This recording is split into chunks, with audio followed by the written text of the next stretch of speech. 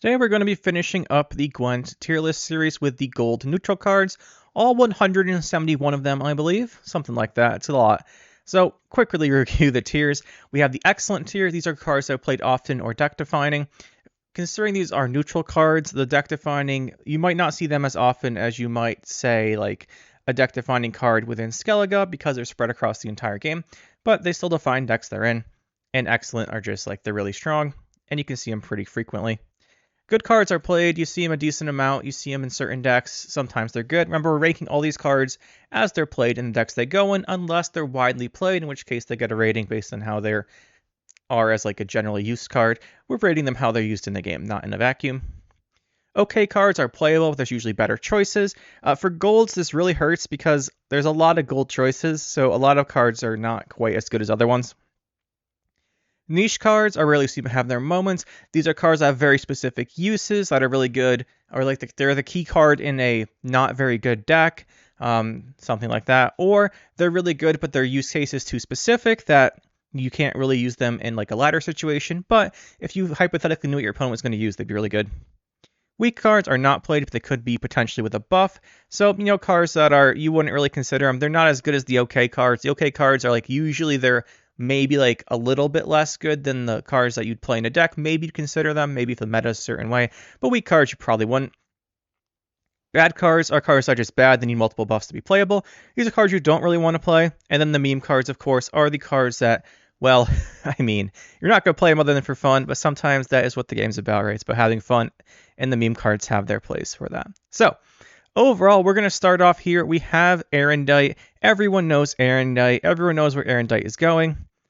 Echo does damage, and then it boosts something of yours by the excess damage, and it gets one more damage each turn. You build your deck around Aerondight to have extremely high tempo early, so that you can have this thing for a big finisher later. Usually, if you get this every turn, it's like 17-ish points. 17 points is probably really good. Sees a lot of play in high tempo decks like Ogreids and Knights and such. Really good card. Pretty widely played across the game. You see it in some decks. Next up, we have Aguara True Form. This is going to be my test of knowledge of the cards here. So Aguara True Form is a beast, which kind of means it's okay, because you can play it in Renfrey Beast. It's the only time you'd see this, or Casino Lippy, maybe. So it's got deploy, range, create, and play special from any faction. It's just incredibly random. It's not gold special, which means you can get random bronze cards. That means it's pretty much a meme card. Despite its potential use in those things I said, I've seen it once, I think. But if it was a gold, it'd be a different story, but this is going in meme. It's just not high enough value. There's way too high a chance to get a bronze card off this, which has no use in your deck, no synergies. However, on the other hand, we have Aguara herself, who I was right there and I took her off. So Aguara is a beast. Like I said, it's helpful for Renfrey and beasts. And she's got deploy melee lock and deploy range, remove a lock. You're paying a little extra compared to a neutral lock, but that unlock's pretty useful. The beast tag is pretty useful. She is a good card. She's not deck defining in Renfrey Beast, but she's quite good in it. And if you ever have a deck with a Dorregaray of Vol in it, who we'll get to later, and you have 2 extra provisions, Aguara is a decent upgrade because that unlock can be useful. Next up, we have Ale of the Ancestors. Resilience Alchemy card, so it goes in Druids, but that's not it. It's so strong it goes in other places too, because Resilience is the best keyword in the game, and it has this ability to boost by 3 and infuse with its special category, which, this gives the targeted unit 2 extra points. We've hit it with Mahakam Ale or Golden Froth. Cooldown 2. So you play this, you get to use it 5 times in one round and like 2 times in the next round, like 7 uses in a full length case here, approximately. Actually, no, I think it's 6 uses. But that's 18 points, not to mention the infused effect. It has carryover. Excellent card. Sees play in Shoop Lippy, or not Shoop Lippy, in Shoop Nilfgaard. It sees play in Druids. It can see play in Scoia'tael, where you do Simloss on the Frost. Excellent card. Bunch of decks rely on it. Next up, we have, let's think about Ale too much, Alyssa. So 5 for 8, Human Mage. She shuffles a special from your graveyard into your deck, and if it was a bronze, it shuffles an additional copy into your deck. She has some very specific uses, pretty commonly used to reshuffle things like Waylays and Scoia'tael. You can use her to reshuffle Golden Necker as well if you want to do a double Golden Necker. Usually that's in Nilfgaard, and they have Asira instead. So usually you see Asira for that, for battle preparation, but you also see her in things like Witch's Sabbath, where you shuffle back the Witch's Sabbath, you can play it again. I think she's an interesting one because you have to play her in the decks that rely on her. But she's not the defining card. The defining cards like Simloss, or the defining cards like Witch's Sabbath, or it's Golden Necker, or whatever crazy card combo you want to do. Golden Froth even. But the thing is, you have to play her in those decks. I'm not going to give her deck defining for that because I think the other cards are more defining in them, but she's pretty good. You have to play her in the decks you have to play her in. I mean, that's all there is to it. You have to play her in those decks. Next up, we have Allgod. Might revisit her later. Allgod here is a relic. Has deploy, boost 3 units in your deck by 2, and increase number of targets by 1 for each offering in your starting deck. Offering, we talked about in the bronze tier list, I won't go over it again, but basically they both give your deck some deck boost. This is played in things like Scoia'tael Hyper Control, where you put the deck boost on your the Broccolon girls, the Sentinels, and they come out of the deck with the boost. You put it in Spotter Spam, you put these on the things you're going to spotter, put them in on Usurper Witchers, which is one of my favorite Northern Realms decks, and you get deck boost with Cohen. Just has a lot of uses. It is pretty defining. You can't do a lot of those combos without the Allgod, so I think we'll just do the Allgod right there. Scroll up a little bit for that. I like him in the deck defining tier. Next up we have Alzur. Alzur is a human knight, 6 for 9. When you play a spell, spawn a random unit with the same version cost on its row. I don't know enough about Alzur. You have to play him in spell decks. Generally, that means you have to play him. The only faction that can really use him effectively is Scoia'tael, because you can trigger his ability all at once. Due to, what's it called? The 6th version special, Orb of Insight. You have to play with Orb of Insight as a spell. I think we will give him deck defining because he's defining for that one deck. I think that deck's good enough. I'm not putting him in niche. I could see him in niche, but I think he's good enough to not fit there. Because now that he's in Golden Necker range, you can do stuff with him there too. So I think overall, Alzur will give a deck defining because there are Alzur decks, but they're not as good as some of these other ones. Speaking of Alzur, we have his Double Cross. Spell, play the highest power unit from your deck. This is pretty niche. Let's see. The only deck that really uses this is V, because you play the V, he's always the biggest unit. You play it in there. It's a good card in there. I actually dropped a lot of these things in niche before I talk about them, by the way. It's not like a preemptive ranking. But I think because of that, it's a good card in that deck. You can use it in other decks that have a really high unit. Say you're playing Ogreroids, you can get your King Trum, stuff like that. Usually you don't see it outside of that, but it's a pretty good card in specifically V.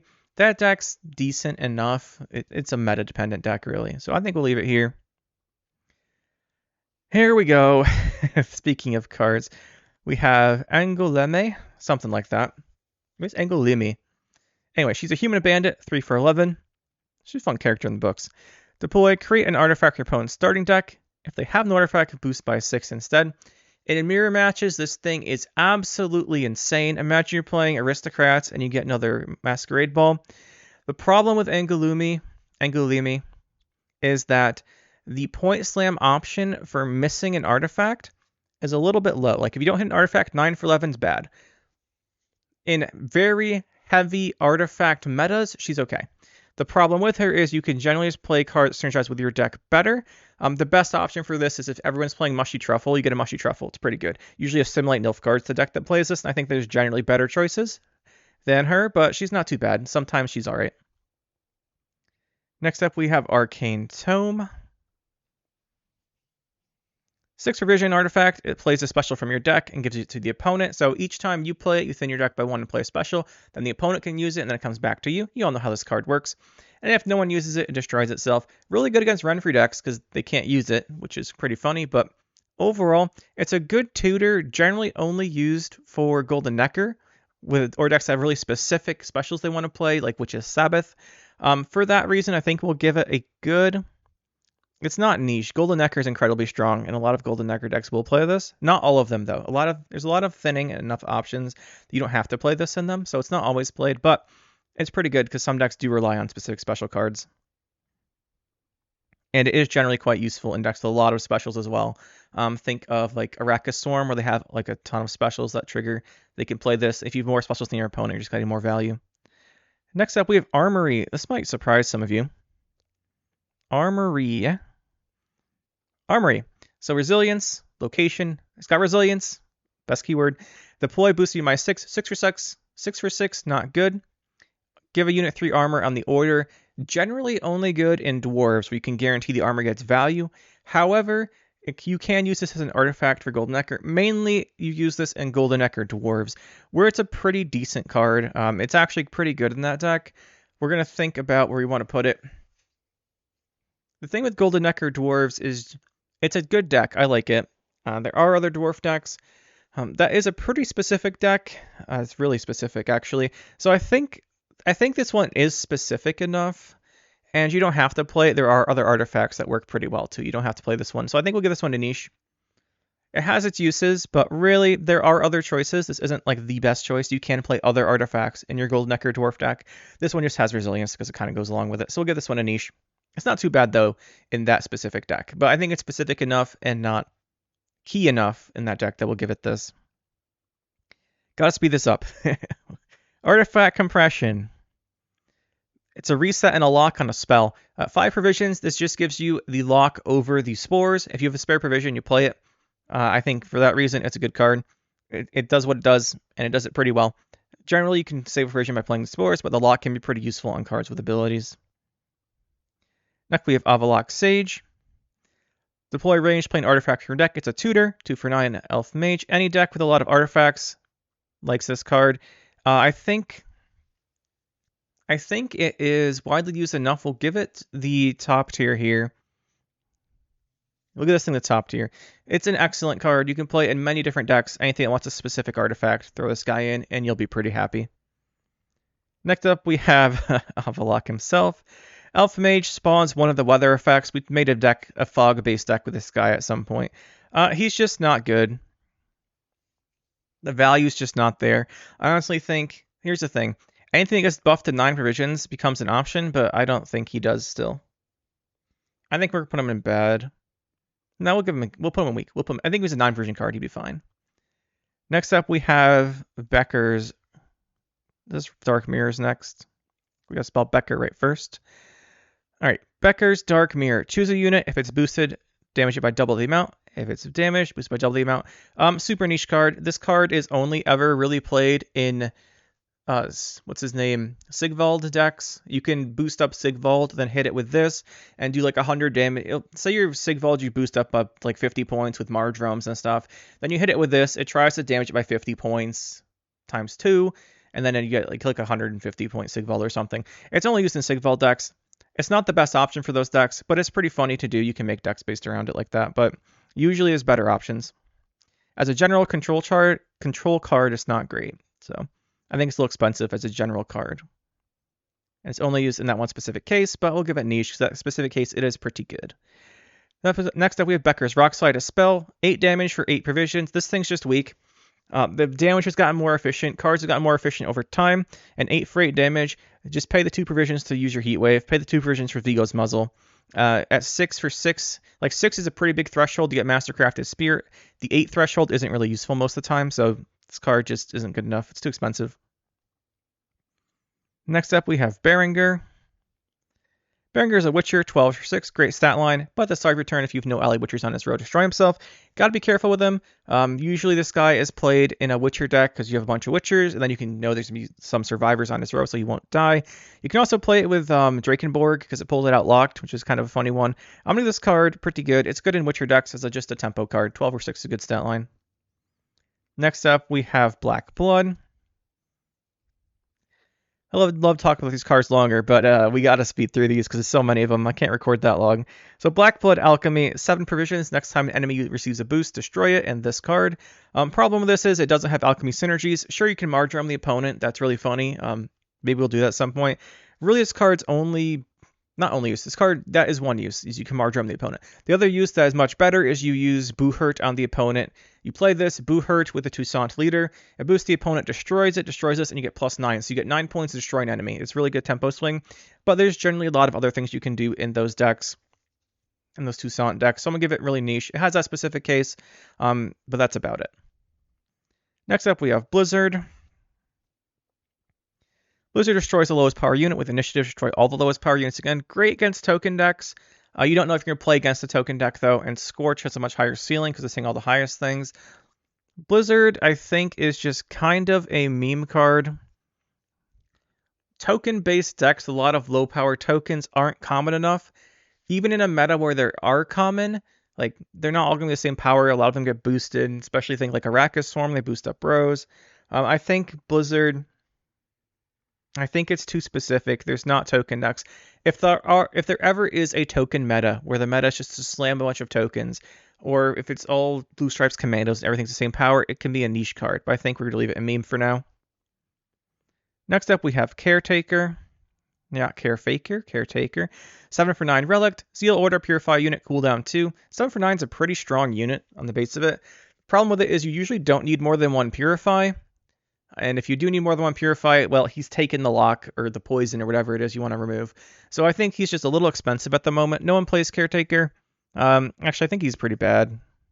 The problem is Peller Peller is so superior as a Purify card that it's just so much better. That's the problem with this. I think maybe 7 for 7 he might see a little bit of play, but even at 8 provisions, I don't think he would, because the cooldown 2 also hurts the ability of the multiple Purifies, because if the opponent is like poisons, they'll poison twice in a row, or if they locks, they'll lock him. They have a turn where they know you can't do it, but the Relic tag doesn't help too much. I think he's pretty bad, and we'll give Rock Slide. No, Rock Slide I think is fine. I think if it was like 7 provisions, maybe it's to use. It can't go to 6. Actually, it can't go to 6. 7 damage might have a threshold at some point. We'll come back to that. Next up, we have Varese.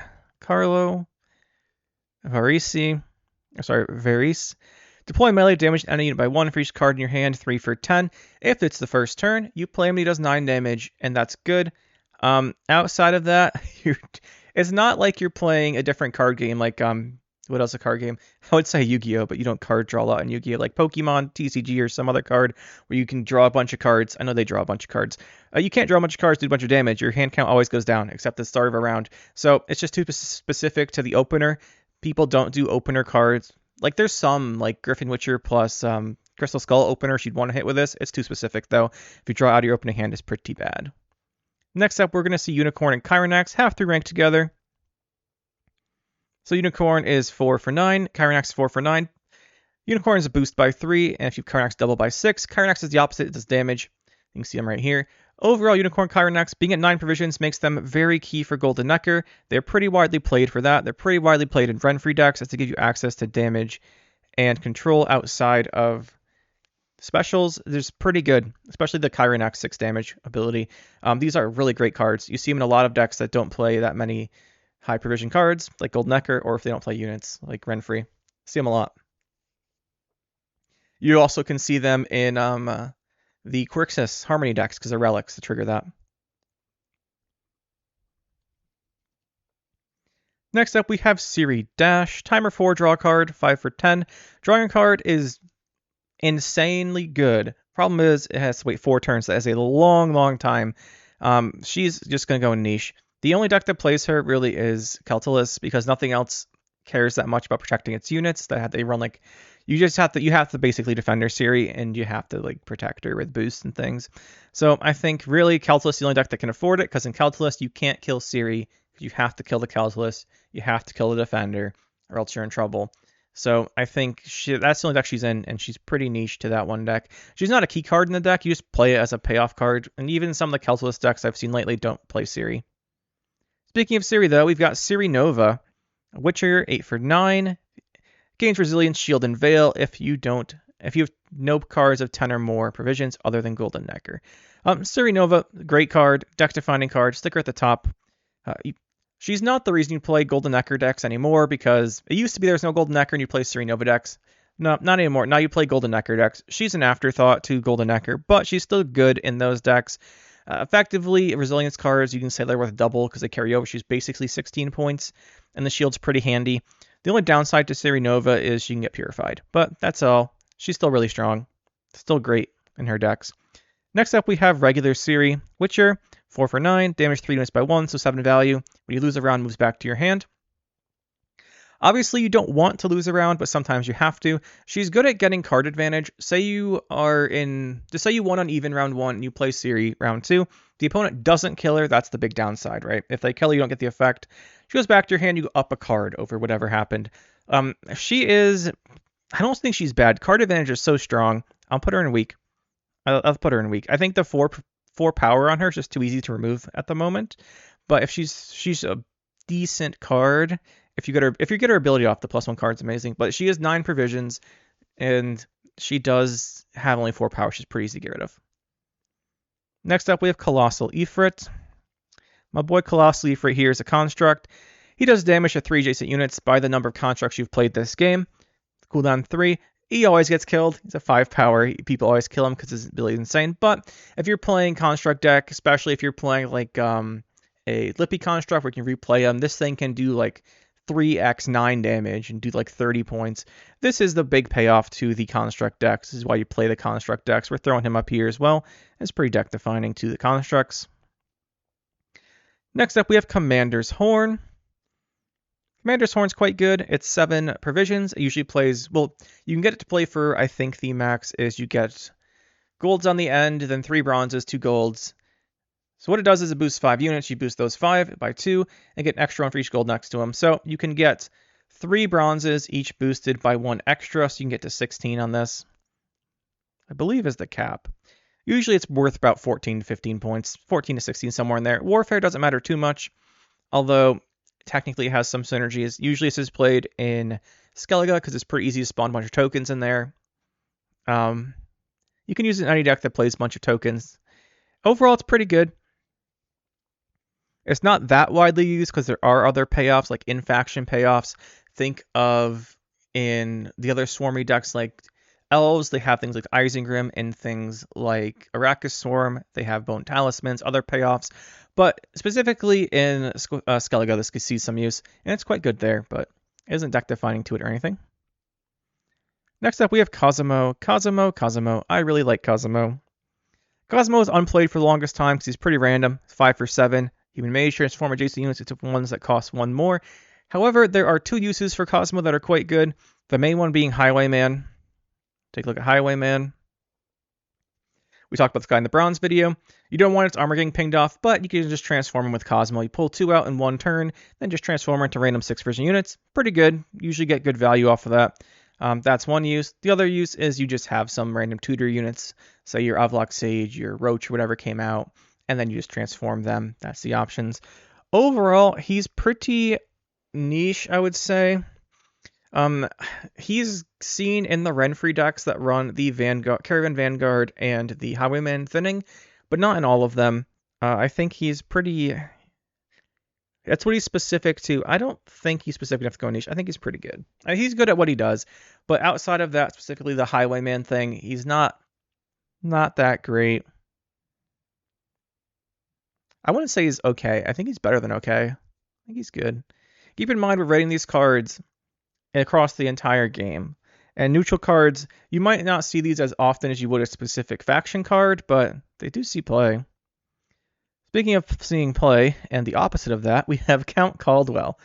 10 for 6, it's an okay stat line. Human, at the end of your turn, move to the row with the highest power unit, excluding itself.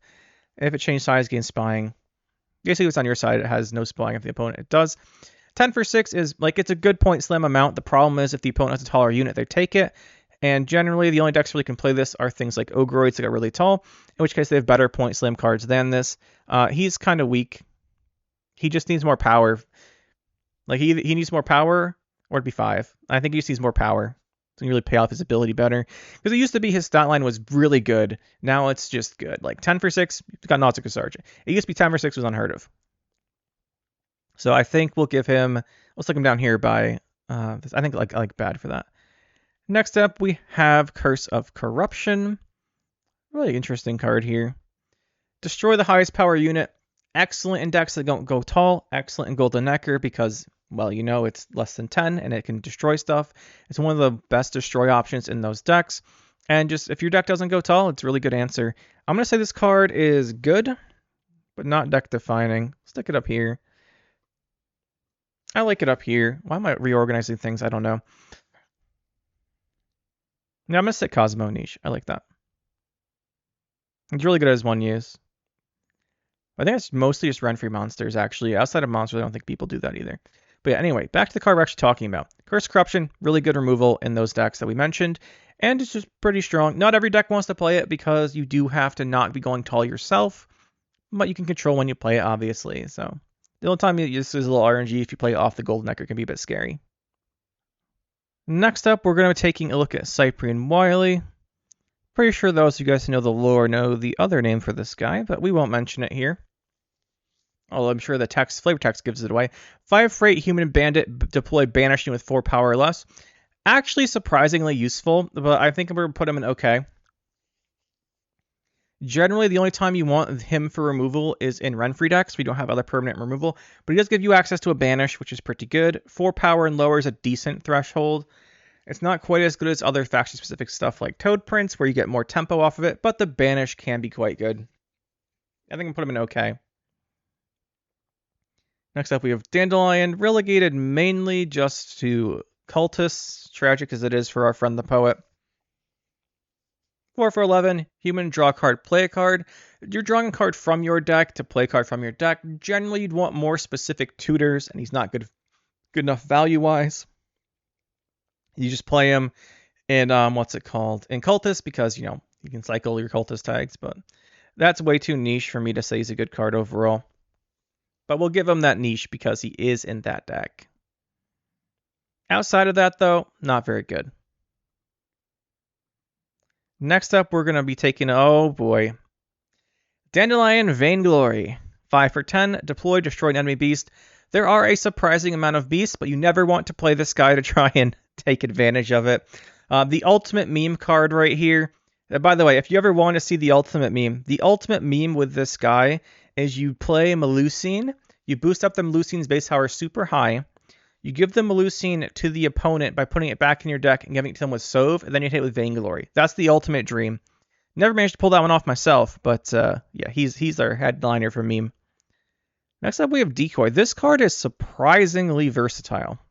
So Decoy, Warfare, shuffle an allied unit to your deck, then play a top unit.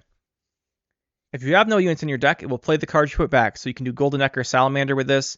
That's pretty much its only played use, but there's a lot of good things that you can do with this. Generally, though, you're better off just either thinning your deck out to get the cards you want instead of relying on this, or playing other options to bring back your stuff. It really is good at replaying deploy abilities because that's what it's best at. But I'm going to give it niche because Golden Neck or Salamander. If you're not playing Golden Neck or Salamander, then don't play Decoy. But it has that one use. Next up, we have a card that's going to go right into the top tier. Our boy Dorregaray of Vol. They give it to you at the start of the game for a reason. Deploy, lock a unit. If you're not playing Nilfgaard, kind of hard to get locks. 6 for 6, good value on a lock card. Going right up here. It's going excellent. This card is played very, very widely. One of the most played gold units in the game, I would say. Just a ton of decks want to play him. Anything that doesn't have control, say Renfree, that doesn't have specials, they play Dorregaray for that lock. Just pretty good all around. Just most decks can use a lock. Next up, we have Dragon's Dream. I don't think the Dragon's Dream will ever be a real dream.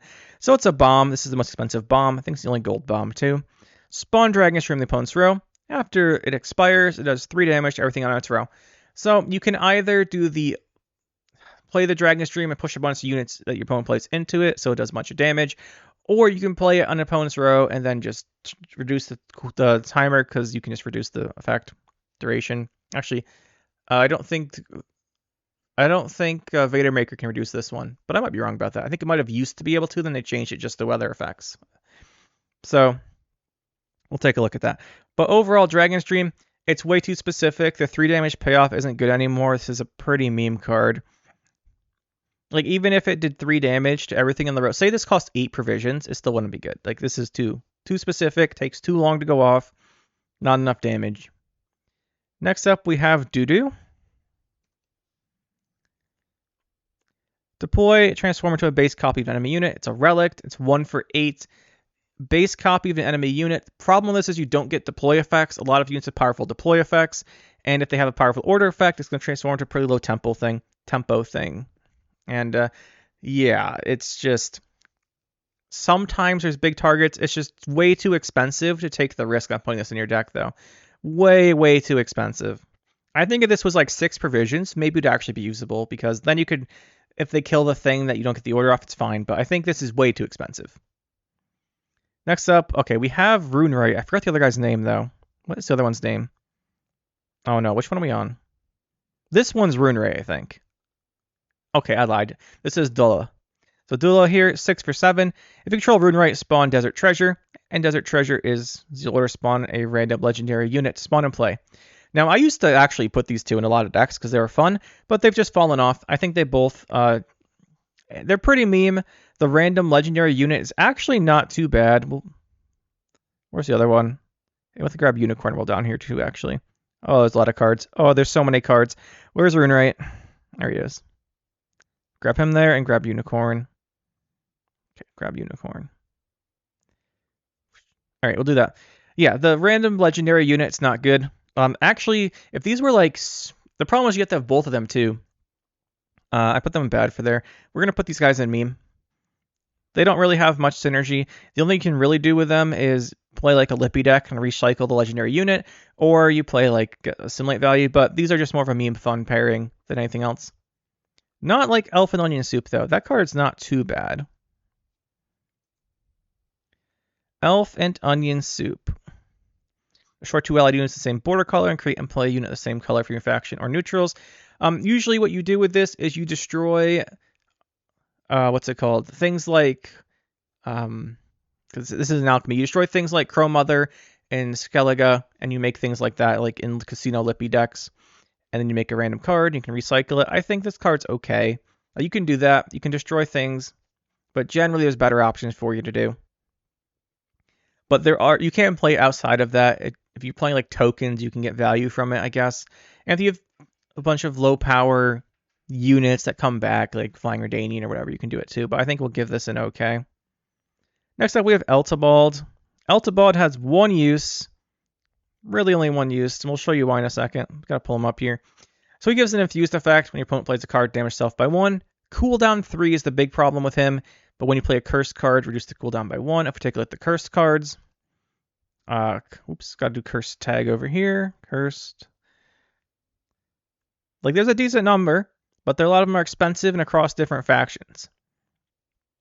Now, I didn't know Arcaspor's Kirch. We learn something every day. The best thing you can do with this is obviously Sir Scratch-A-Lot, because Sir Scratch-A-Lot replays himself every turn. You can do Eltibald Sir Scratch-A-Lot. It's not good. There's better things to do than Eltibald Sir Scratch-A-Lot. It's too slow.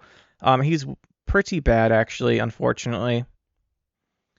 If he was stronger, where the opponent needs like real removal to hit him, 6 is good, a good threshold, but his effect takes so long to proc that either he has to be stronger or cheaper, I think. He's just bad. I wouldn't put him all the way in meme, because I think there's a world where you can make him playable, but it's not the world we're in right now. That's for sure. Next up, we have Enraged Ifrit. This one's really good, actually. It's a construct, 5 for 10, that does 5 damage. 5's decent, it goes up by 1 for each construct you've played this game. All you have to do is play, like, Enraged Ifrit and Primordial Dow, the Frenzied Dow, and this guy does 6 damage after you throw a Rock Slide. It's not bad. You can play it in things like Fruits, you can play it in Skellige. Overall, it's just a pretty good card. It's good in any Construct deck. Construct Nilfgaard, I think, is actually a good deck. That's its best use, I think. But you can play it in Skellige. You can play it in Monsters with just those two. It's one of those two pairs that you see pretty commonly. Next up, we have Eskel Pathfinder. My first premium legendary card. Fun fact for you guys there. Got fun memories of his old ability, where he's a 1 point per turn engine. So 4 for 10, and destroy an enemy with a category that's not in your starting deck. If you're playing a one category specific deck, think Ogroids. They pretty much just play Ogroids. Think Symbiosis, where they mainly play Dryads. Think Monsters, where you're playing a lot of Relics and Relic decks. Like anything that's just one category, they're pretty good. Witcher decks love this guy. I'm actually going to give our boy Eskel an excellent here. He's played in a lot of different decks as a control option where he's quite good. I think he warrants this. I see a good amount of Eskel, and he's very strong. If your deck has only one unit tag, consider putting Eskel in. Destroying a unit's really good. Then we have the Witcher Trio, which we'll put in good here. Got Eskel. We have double copies of a bunch of units here. We'll have to fix that. Where's Lambert? and Vesemir. These guys all go together. There's Vesemir.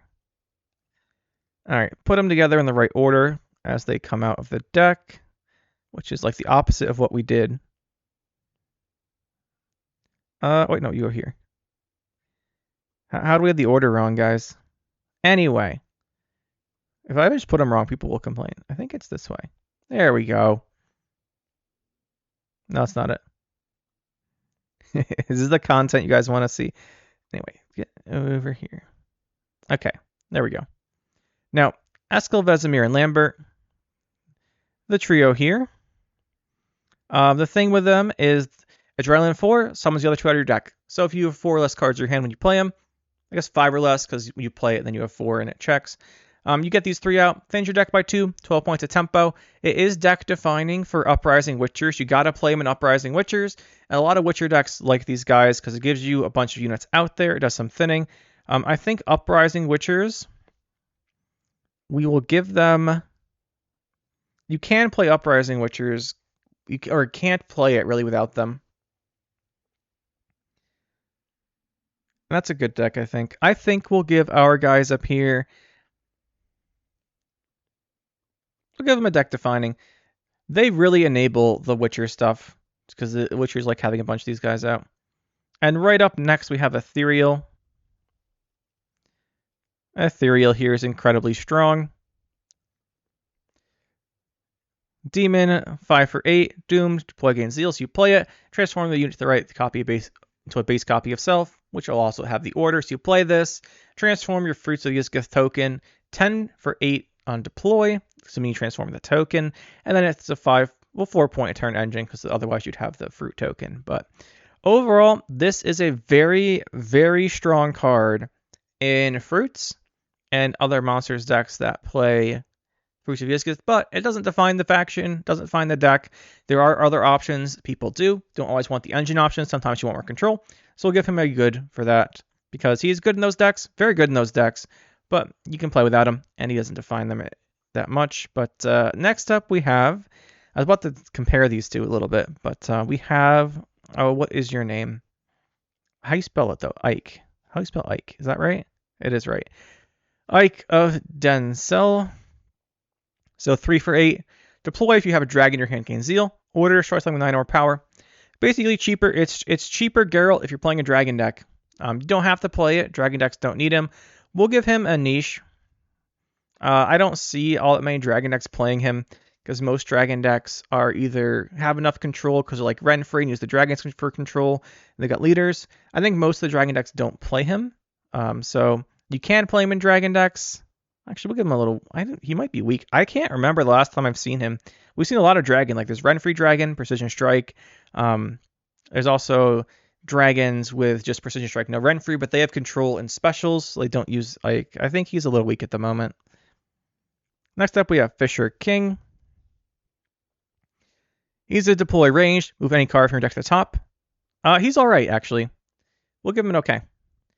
Fisher King is a way to have consistency because you put the things on top of your deck. Most decks care about playing things. This lets you only find things for the next round, but in certain decks like Golden Necker decks, you can set up the Golden Necker. You also have Hyper Thin, you can set up the top of your deck. But overall, you'd rather have something that plays the cards from your deck than this, but it's not bad. It's an alright option. Next up, we have Francis. I'll spell Francis. Human Bandit, 6 for 8. At the end of your turn, boost the lowest power unit in your hand by 1. It's the worst of the hand buff options, really. He's just not good. He's stronger than, like, compare him to Hawker Smuggler, right? That's a 5 for 6 that does the same thing, except his randoms are the lowest. And often the random is better than the lowest because you can hit things like Torque or things already boosted. I'm going to give this guy a bad, I think. Yeah, he's bad. I think he's pretty bad, unfortunately. Even like weak, I don't see him really having much use. You'd have to have like, yeah, I don't know. I think he's expensive. Maybe give him weak because maybe at 7 he's okay. I like putting him in here better. Next up, Free Company. Human Bandit, 6 for 10. Choose an allied bonded unit and play its top copy from your deck. Cooldown 3. The idea here is you make copies of bonded units, so you have more in your deck, and then you can play the copies from your deck. They have to be copies in your deck. You have to have a copy on the board. It's too specific. The cooldown takes a long time. Rather just play something else we'll get to later. This is a pretty bad card, unfortunately. It's too expensive for what it does. It should be like 8 provisions or something, probably. Next up, we have Frenzied Dow. Construct, play a Rock Barrage from your deck. And if you have played another Construct this game, he plays 2 Rock Barrages. So if you just play him by himself with 1 Rock Barrage, plays for 9 points of tempo, 4 of which is damage. The barrage can move a unit as well. And if you played 2, he plays 2. Just really solid control option. It's really solid control option. We're playing with Colossal Ifrit. You almost always see these two together because they both do damage as constructs and they both get enabled by the other one. Pretty often you'll see like one of this with 1 rock slide and then this to do 6 damage. Or sometimes you'll see like this and then this does 2 rock slides. But really good. These are the 2 best constructs other than Colossal. And these 2 are played differently than Colossal. These you can play without him. But in any deck that is a construct-based deck, you play all of them. But these guys find their way into non-construct decks, which should tell you quite a bit. Next up, we got Garrison, the location. It's Resilience. Spawn and play a base copy of a Bronze Soldier from your starting deck. Nilfgaard and Scoia'tael love this, specifically Dwarves and Soldiers. And order boost an allied soldier and all of its copies by 1. Give them 1 armor. So if you're swarming soldiers, it's great. If you're in Dwarves, it's great because it gives armor. Really great card in those decks, but you can play without them. I wouldn't say it's deck defining to them. It's just an option those decks have. It's a good option, but it doesn't define them, I don't think. Next up, we have Gascon. Gascon used for his Renfrey memery. So Gascon Iron Falcon. Deploy, create, play a bronze neutral bandit. There's a surprising amount of bronze neutral bandits, actually. If you take a look, we just reset this and do the bandit tag. Like, there's a lot of bronze neutral bandits. Color, bronze, and faction neutral. There's more than you think. 1, 2, 3, 4, 5, 6, 7, 8. What you do, the only thing you do with Gascon is try and make a 3rd copy of Renfrey's Gang to play 2 from your deck. That's okay. But I think we're gonna... no one really does that. Like, that's the one thing people try to do, but it's pretty memey. I'm gonna give Gascon a bad. I don't know. Maybe weak is the right category. But I mean, let's be real. What are you going to do to Gascon? Make him 9? You can't play Golden Neck or Renfrey. That's not a thing because you don't have Renfrey. No, he's going to bad. The randomness is too bad, and there's some really poor options here. Like, this is a bad card. This card's not good because you probably don't have bombs. If you play this at the wrong time, you're just throwing. Like, you never want to create this. It's just not good. Our other Gascon... Human Bandit, while in hand or deck, when you play a bonded copy, 2nd copy of a bonded unit, boost self by 3. He's ideally what you're supposed to do is play a ton of bondeds, and he'll be like a 20-point finisher or something. It's better finishers. You have to play a 2nd copy when they're on the board. I think for this one. Maybe I'm wrong about that. No, you might not have to. But he's okay. He's okay. There's just better options. Generally, in decks that spam bronzes, it's just better off playing something else. I'm giving him weak.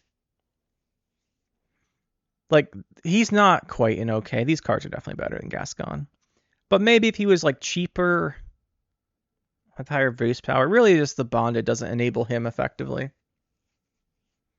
Spamming bondage, just like, there's better payoffs. You'd rather use the provisions. Like, what bonded are you spawning? Illusionist and Iron Falcon, Knife Juggler. There's better payoffs to that because you would rather just make more copies of them than use Gascon as a finisher. You'd rather just have more copies of those cards. Use your provisions for something like Necromancy or something that does that. And the other option is Harpies, but they have already big finishers like Morntart don't need this. So I'm going to give this guy a weak. Next up, we have Gunter. Demon, deploy, give enemy unit doomed, and order destroy a doomed unit. We use this guy a bit in Toussaint to kill something. It's pretty meme, though. The problem is that there's not... Giving enemy unit doomed by itself is surprisingly sometimes useful. We talked about that with Fortune Teller, but generally they're just going to purify it, and they won't let you use the order. If you don't use the order, the Doom doesn't do anything, so it's a pretty meme card. Geralt Ard. Got a buff, so he's now 4 for 8. He just plays for 10 if there's 3 targets and moves things to the ranged row. The problem is we have to remove one of these. We'll do that later. We'll remove the extra copies later. I'll just drag it to the bottom, so we'll do it then. But I think he's okay. Like 10 free, it's not a good stat line. The movement's not great. But you can play decks based around him. You can push him into Storm Rows with Kraken. I've done that. I've played decks with like Simloss Lacerate, where you push things into the row for Simloss. It would be much better if you push them all to the opposite row, I think, than just always into the ranged row. Although thematically, the ranged row, perfect. Like, perfect thematically. But, yeah, even in Witcher decks, he's not quite there for me. I don't want to stick him down here, though. Yeah, we'll stick him here. I don't think he's been experimented with enough. So we have Axii. Deploy Seize Unit with power up to the number of allied Witchers. It's a Witcher payoff card. It's a Seize. It's Deploy. Problem is, the decks that spawn a bunch of Witchers is mainly Skellige. And like Northern Realms makes tokens too, but generally have better payoffs than this. I'm going to put him in niche. There's usually better payoffs to your Witcher decks than him. Now we'll give him okay. He fits in okay. There's usually better payoffs than him, but if you do get a big one, it's pretty impactful. Let's just type in Geralt. Let's get all the Geralts out of the way. I say that because I know they're all coming up in order. Igni's next. 2 for 10. Destroy the highest power units on a row with 40 or more, and initiative 25 or more. Just good option for a unit that just destroys stuff. I'm going to give him an excellent. It's a really strong card for removal, specifically like Ren-free decks or decks like that don't want to play specials for units. Yeah, I like him up there. We'll throw up his buddy there. Geralt of Rivia. Simple effect, but this card is playable through the entirety of the game. They don't give them to you in the beginning for no reason. Geralt is pretty good. Its effect's a tall punish that destroys the target. It's good. It's good. Next up, Professionals. More situational. More expensive too. So he does 3 damage across 3 units. If you kill Witcher, he gains Zeal. And then you destroy something with a multiple of 3. So obviously here, they have a 15. You hit not that card and destroy it. They have 16. Sorry, hit the mic there. Hopefully I didn't pick it up. If they have a 16, you ping it by 1 and play him. But generally, he's all right. I'm going to give him an okay. The problem is with Geralt, he can be better in Witcher decks. But Igni and regular Geralt are just good enough most of the time.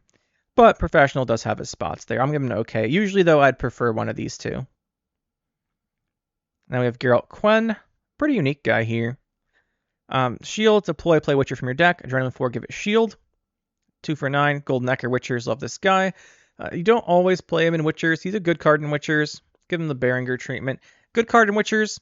Witchers do have a good amount of consistency most of the time. Golden Necker generally is the decks that play them.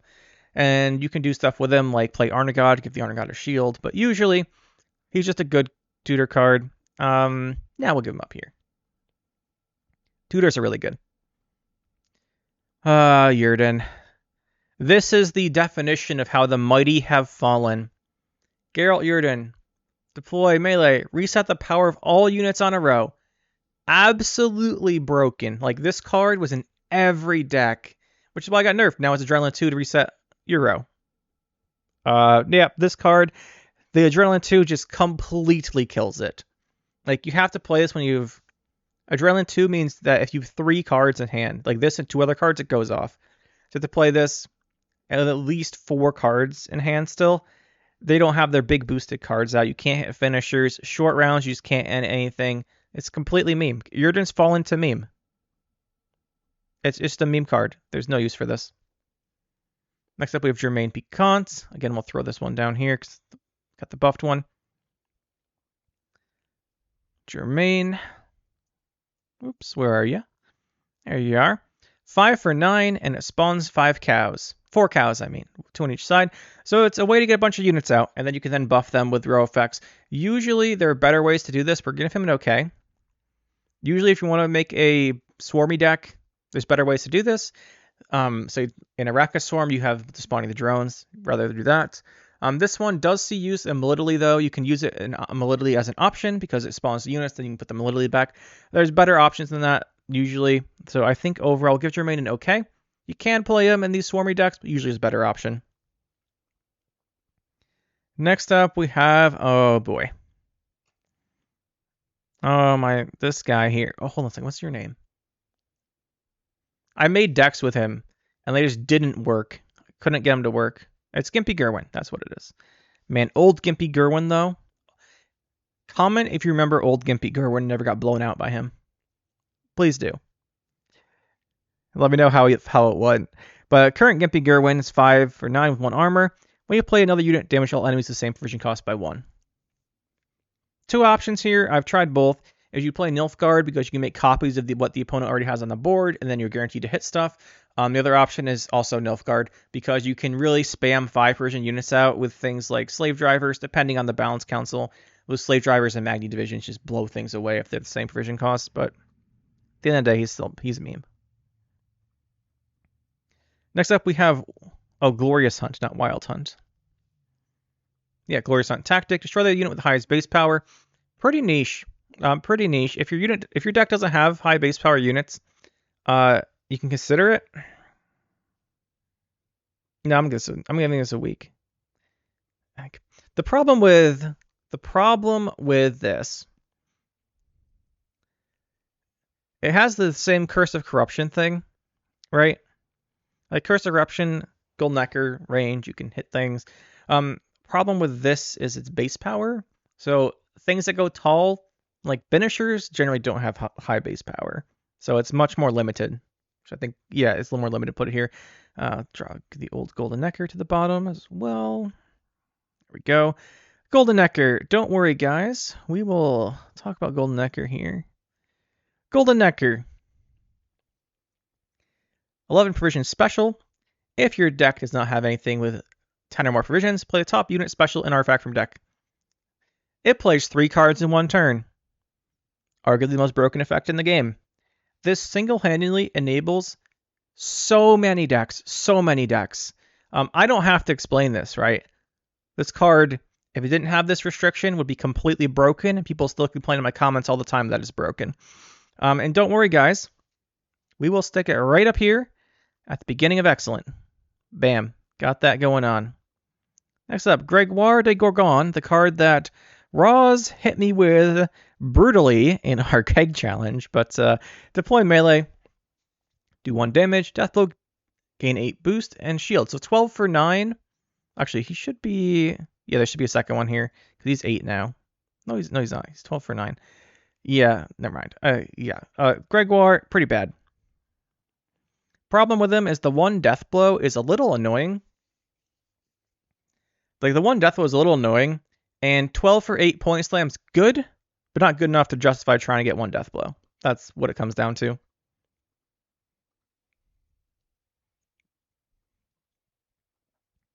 And Marvin's Blue Dream. It's probably not how you say that.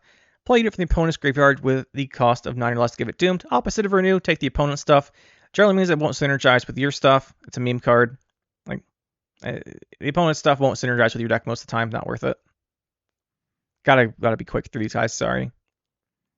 Hengaith Sword, Echo, 5 damage, then banishes it, which is pretty good.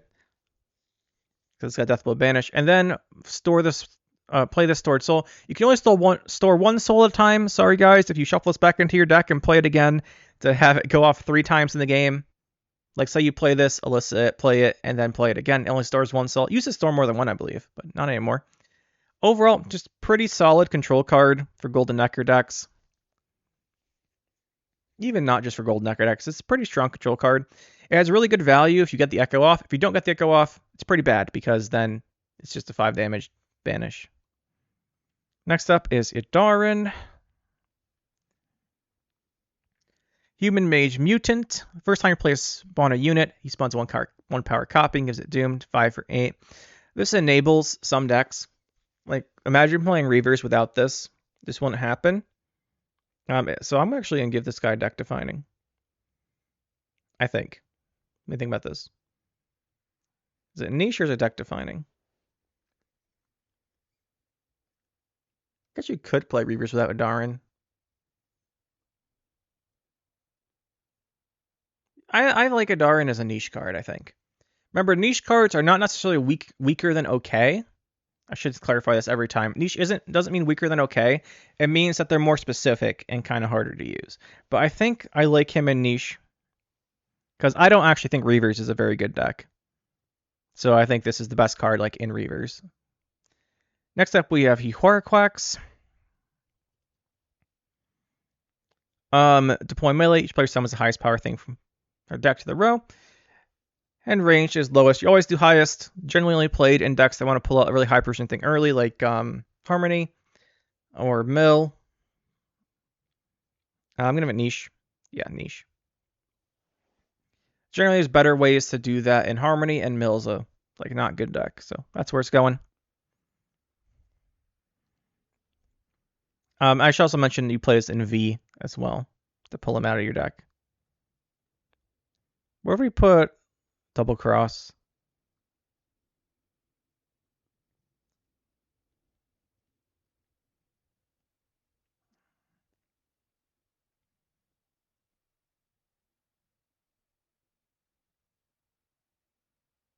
I will leave that for now. I think Aguara we might have to bump up. We'll think about that. Next up, we have Iris and Iris Shade. So Iris, if it's in your graveyard, banishes itself and boosts everything in your deck by 1. And then Iris Companions draws a card of your choice and discards a random card. If you have Iris, you can pick. Always want to do them together. Iris and Iris Shade synergize incredibly. Well, not Shade. Iris and Companions are excellent cards. Excellent. You tutored Renfree decks with these all the time. Why? Because Renfree's all units. You get a huge amount of deck boost. And you can draw your Renfree. Very strong tutors. Also great in Yrden deck boost. Stuff like that. Hand buff. You can enable the hand buff for things not in your hand. That's not as common, but pretty good. Well, good. Not pretty good. Very good. Iris Shade. Seen a little bit of resurgence, but I think it's probably because someone just made a deck on it. 5 for 7. Spectre Cursed. Ruinous Humans armor and boosted by the amount. It's for Draco Turtle. It's a Draco Turtle combo card. I'm going to say it's pretty weak. There are better Draco Turtle combo cards, and that's about the only armor use. You can also transform Dwarf armor into it, and you can kind of do it on Pirates, but there's much better things like Seawolf. Ivo is a good card, though, on the other hand. He boosts himself by 1 for every card you played this round. Best in Nilfgaard. Oh, you can also do it in Sahil, because that plays stuff in Skellige. Big finisher if you're going to be playing a deck with him, which is pretty good. You don't have to play him in the decks to spam a bunch of cards, like Battle Preparations, Magni Divisions, but you can. I do want to give him deck defining. Do I want to? What else we throw up there? Yeah, we'll put him in deck defining. I think he warrants it. Yeah, you make Ivo decks. You don't have to play him in those decks. At least I haven't always seen him played, but they might not just drawn him. I think you do want to play him in those. Pretty big boosts on him. Next up, we have Johnny and Sarah. Pretty similar.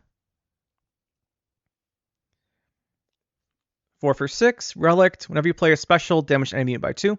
It's a pretty strong engine effect. The problem is the 4 for 6 stat line is just, it's not good when it dies. Or like it dies when you play it, so it doesn't get much value. I think they're both in weak. I don't think they're terrible. Let me just grab Sarah too. She's the opposite. She is the boost by 2. Sarah. There you are.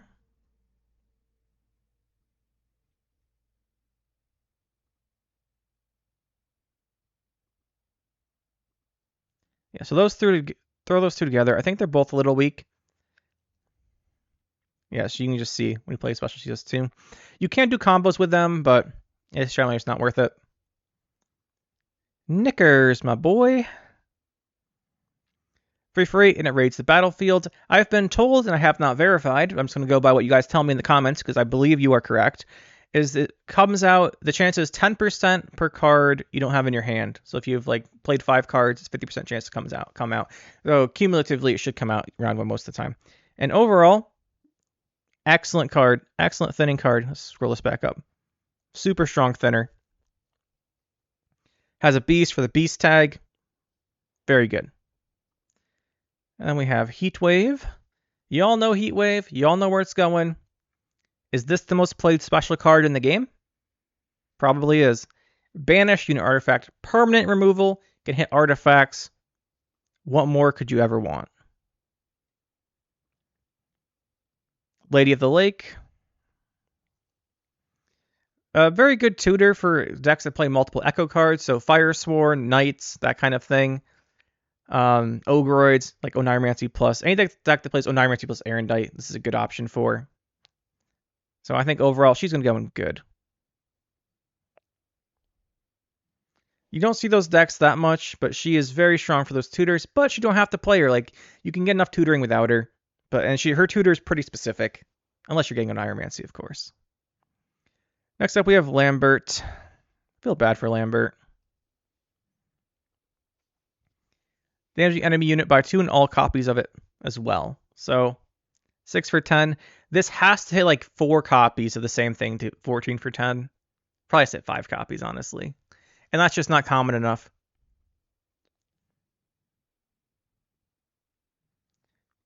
I think we're giving Lambert a meme tier. No, we'll give him a bad tier. We'll give him bad. If he's like 9 provisions, maybe I could see it. The problem is he's such a meta choice. And now that we know no more cards are coming out for Gwent, the meta's never going to be a swarming token meta, probably. Unless Tattering takes over again. But he's just not big enough of a punish to the tokens. We'll put him in bad. If he's like 8 provisions, maybe. Land of 1,000 Fables. Super cool card. Resilience plays a special from your deck. Transforms a special into a unit the same cost. You used to do this on double Sunset Wanderers, which is pretty fun because they'd both cycle next to each other and they wouldn't move over in your hand. But really the only use for this is Sahil, which we're given a niche for because you have to play in Sahil.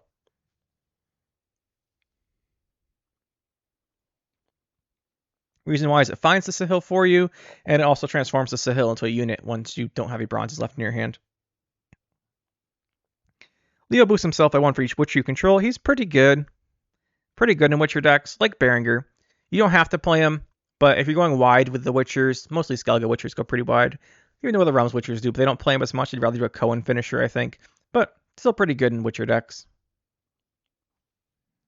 Living Armor, as he keeps getting nerfed. 5 for 10, but it's not. It's 10 for 10. Its power is always equal to its armor. So basically damaging it is the same as if you damage it. Damaging armor is the same as if you hit it. Really, the only thing you do with this is enable the other construct effects, and it's only okay because of that. Like, it's not great. The only thing you do with this is, like, it lets you get a bigger Colossal Ifrit and Enraged Ifrit and stuff, but there's better choices. Like, you don't have to play. The 10 provisions is probably worth something else rather than trying to buff those up by 1. Madoc, he's Deck Definer. Witcher, whenever you play a bomb, summon himself, and his orders 3 damage. It gives you extra value from the bombs, lets you enable a bunch of damage. We'll give him an excellent here for being deck defining. You guys know Madoc decks. Double Madoc, Scoia'tael Madoc. Still play against Double Madoc pretty decently here. Next up we have Mandrake. Oh, Mandrake. Reset a unit. This is a complete reset, so it includes like the order and stuff as well. It's an organic. It's only 6 provisions. Here's the problem. There's 2 uses for this. One is to reset the opponent's unit. Spores is better because it doesn't give them an order back if they have one. And the other one is resetting your own stuff, where they're probably not going to let you do it, and you have to wait a turn. So this is a meme card. Is this Manticore Venom? Sure is. Damage 3 enemies by 3. 9 freight is bad value. 3 isn't enough to kill stuff. This is really bad. Do I give it meme?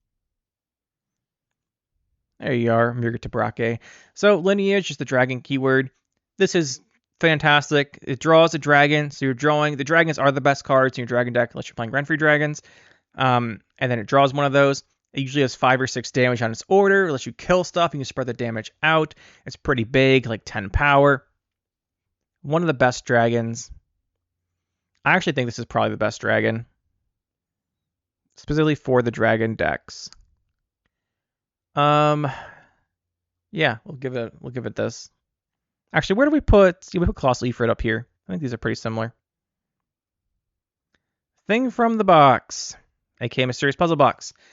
It spawns a 7-power Jin, opposite row. So you give this to your opponent, you get a 7-power Jin, and then you each pick a card in your hand, like a game of Ante, or picks a higher card, gets a 13-power unit.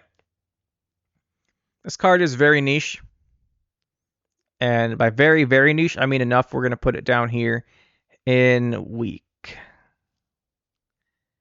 At 4, I think this card would be pretty good, actually. At 5, it's a little expensive. The best use for this is generally to play Adastriga. I love this deck, by the way. One of my favorite monsters decks. You play Adastriga, play this. You let your opponent get the 13-power unit. After you've boosted up the Adastriga with Werewolf, they play the 13-power token, you target it for your Predator, and it's awesome. Consume it. 26-point swing by itself, ignoring what her value is, as long as she's the Predator. But that's too specific, but I think I'll put it in weak, because I think if it got buffed to 4 versions, it'd be pretty good. Necromancy. 7 provisions to play a bronze unit from your graveyard and give it doomed. There's a lot of decks that want specific bronze units. Some bronze units are very good. Some decks just need their bronze units. Think of like Reavers and Mill. They have to have their bronze units. But even outside of those, in like Golden Necker Monsters decks, where you have the Golden Necker grabs this and your Necromancer's Tome, just overall pretty good card. There's a surprising amount of decks that just want to replay their bronzes again. I have to start scrolling, which means I don't like it. Next up we have Nivellen. Deploy, move all enemy units from one row to the other. Let you set up row-based punish. Row-based punish we talked about with Ard is great. I think this is worse than Ard because you don't do damage and it's less total value, so he's going to go in weak. Akvist, kind of another really good dragon. Stick him here. Akvist, guys, pull it up here real quick. Really strong amount of value from it total. Right? There's like really strong value total. The Cataclysm worth 6 points. Then the Timer 3 probably does like 4 or 5 damage. It's probably playing for like 12 points, 11, 12 points, 17, this whole bunch. Really good dragon. We'll have to stop here, guys. We'll do a part 2 of this. I can't fit them all into one video. But if you just want to see the end result, I guess you could skip the end of part 2. But if you're watch this much, please don't. Just watch it out. It definitely helps me and helps the channel with the algorithm. But anyway, guys, hopefully you enjoyed. We'll get back with part 2 pretty soon, and we'll see you then.